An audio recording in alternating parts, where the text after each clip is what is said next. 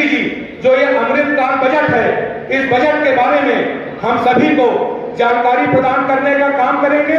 किस प्रकार से ये बजट सर्वस्पर्शी, सर्वग्राही और सर्वसमाही है, हम सभी लोगों को माननीय मंत्री जी से में और अधिक जानकारी प्राप्त होगी।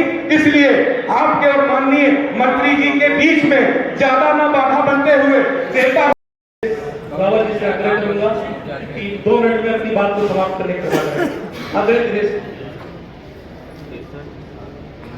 आज जनपद बाराबंकी की पावन भूमि पर प्रदेश सरकार में कि हम लोग लखनऊ के करीब है, राजधानी के करीब है, निश्चित ही यहाँ का युवा आपसे बहुत आशा लगाए हुए है कि हमारे क्षेत्र में औद्योगिक विकास के साथ, रोडों की कनेक्टिविटी के साथ तमाम ऐसे क्षेत्रों में बाराबंकी के नाम और ऊपर जाएगा आपके नेतृत्व में।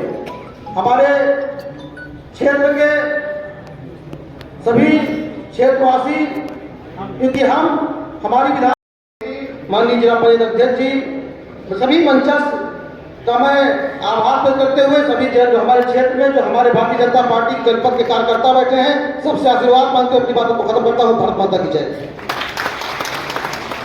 बहुत बहुत धन्यवाद आदरणीय विधायक जी। अब सभी सम्मानित जनों का भी मैं स्वागत करता हूं, वंदन करता हूं, अभिनंदन करता हूं।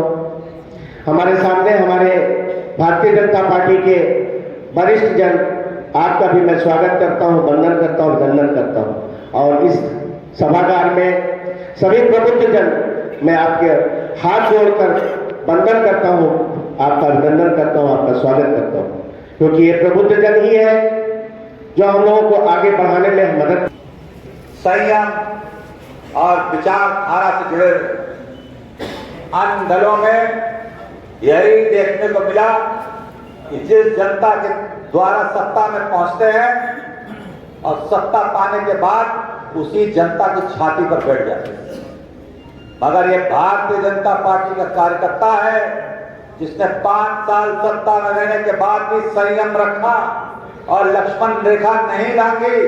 इसीलिए जनता ने दोबारा आशीर्वाद दिया, पूर्ण बहुमत में सरकार बनवाई है हमारी। तो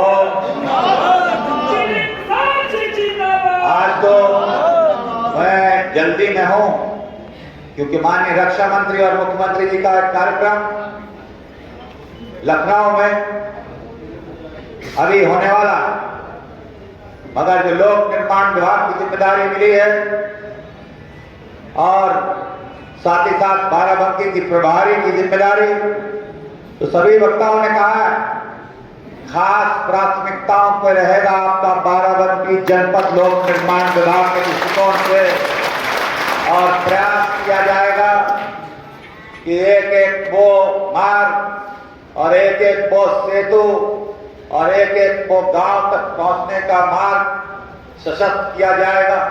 क्योंकि अधिकतर यही देखा गया कि जो ये बॉर्डर के डिस्ट्रिक्ट होते थे एक जमाने में पहले लखनऊ के बॉर्डर के, तो पूरे ये लखनऊ पहुंच जाते, क्योंकि यहां से लखनऊ पहुंचने में जरा सा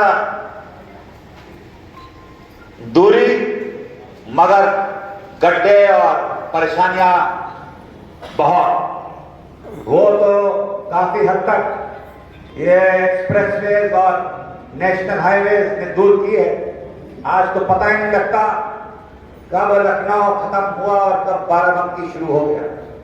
तो प्रयास किया जाएगा इन बड़ी सड़कों के साथ साथ गांव तक की, मजरों तक की सड़कें वहां तक सुदृढ़ की जाएं, ताकि वहां के लोग कभी ये ना सोचे कि हम लखनऊ पहुंचने में हमें कितनी कठिनाई होती। उसको प्रयासरत है। कुछ सुझाव आए आगे और आप लोगों के सुझाव लूंगा और विभाग के अधिकारियों के साथ बिंदुवार समीक्षा करते हुए एक एक समस्या का समाधान निकालने का प्रयास किया जाए। यहाँ ये बाराबंकी जैसे दिल्ली का नोएडा है, वैसे लखनऊ का बाराबंकी, तो बाराबंकी को भी हम नोएडा बना के रखेंगे। यहाँ के उद्योग, यहाँ का इंफ्रास्ट्रक्चर, यहाँ की कनेक्टिविटी, यहाँ की व्यवस्थाएं इस सोच के साथ आगे बढ़ेंगे। मेरी प्राथमिकता रहेगी कि उद्योग लगे, मगर उद्योग लगने के साथ स्थानीय लोगों को उसका भरपूर और पूरा फायदा मिले, चाहे वो रोजगार हो, चाहे वो उनकी आमदनी हो, चाहे एंसिलरी यूनिट्स हो जो बड़े उद्योगों पर निर्भर होते हैं। सबसे पहला काम कनेक्टिविटी का होता है, उसको भी दूर किया जाएगा। कुछ पता लगा है food processing, cold storage, cold chain जो लखनऊ को फीड करेंगे। यहाँ जमीन है, यहाँ लोग हैं, यहाँ लखनऊ तो भर गया, फुल पैक हो गया। तो जो संभावनाएं हैं उसमें मुझे बाराबंकी जनपद का बहुत उज्जवल भविष्य दिखाई देता है और ये हम सबका कर्तव्य बनता है, सिर्फ हमारा नहीं और सिर्फ इतने मंशासीन लोगों का नहीं। एक एक व्यक्ति जो यहाँ बैठा है प्रबुद्ध वर्ग का, समाज के अग्रिम पंक्ति, आपकी सोच, आपके विचार, आपकी वाणी नीचे तक लोगों को प्रभावित करती। तो अपनी भी आप जिम्मेदारी समझें, मार्गदर्शन दें, अपने राय मशवरा के सुझाव उसके आधार पर आगे बढ़ा जाएगा, प्रयास किया जाएगा। एक मॉडल जनपद बना के दें बाराबंकी जनपद को, और यहाँ ऐसी व्यवस्थाएं हों कि लोग कभी ये ना सोचे कि हमें लखनऊ घर बार छोड़ देना पड़ जाता या कहीं और किसी और शहर में जाना पड़ता। तो इसी के साथ धन्यवाद भी दूंगा। अगली बार यहाँ आना होगा और लखनऊ से लेकर दिल्ली तक पूरा प्रयास करूंगा आप लोगों के इस जनपद के लिए जो कुछ भी हो सकेगा पूरी ताकत से और पूरी ईमानदारी से किया जाए। तो इसी के साथ बातों का समय खत्म, अब कार्य करके दिखाना हो। कार्य ही वो चीज है जो छुपती नहीं और परिवर्तन वो है जो दिखाई देना चाहिए।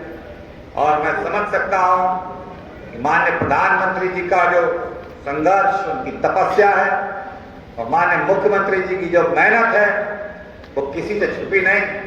8 साल का केंद्र सरकार का कार्यकाल और 6 साल का प्रदेश सरकार का कार्यकाल, इसमें परिवर्तन आपको महसूस भी हो रहा होगा और दिखाई भी दे रहा होगा।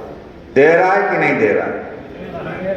ये बाराबंकी कोई दम नहीं है। अरे परिवर्तन दिखाई दे रहा है, इसके पीछे बहुत परिश्रम लगता है, इसके लिए नेतृत्व चाहिए होता है, इसके लिए विचार चाहिए होते हैं, इसके लिए जन सहयोग चाहिए होता है, तब जाके परिवर्तन आता। और ये परिवर्तन अधूरा है तो ये मत समझिएगा कि केंद्र में भी पूर्ण बहुमत और प्रदेश में भी पूर्ण बहुमत तो आराम से बैठ जाएं। अगर इस परिवर्तन को पूर्ण करना है और पूरे लक्ष्य तक पहुंचाना है तो अभी और संघर्ष और का समय है। और आप लोगों के बलबूते पे जो विश्वास है, इतना मजबूत नेतृत्व हमको मिला है, तो हमको अपना सौभाग्य समझना चाहिए कि ऐसा नेतृत्व प्रधानमंत्री जी के रूप में इसके हाथों को मजबूत करते हुए आगे बढ़ेंगे, प्रगति लाएंगे, खुशहाली लाएंगे और योजनाओं का लाभ पात्र व्यक्तियों तक पहुंचाएंगे। धन्यवाद। बजट के बाद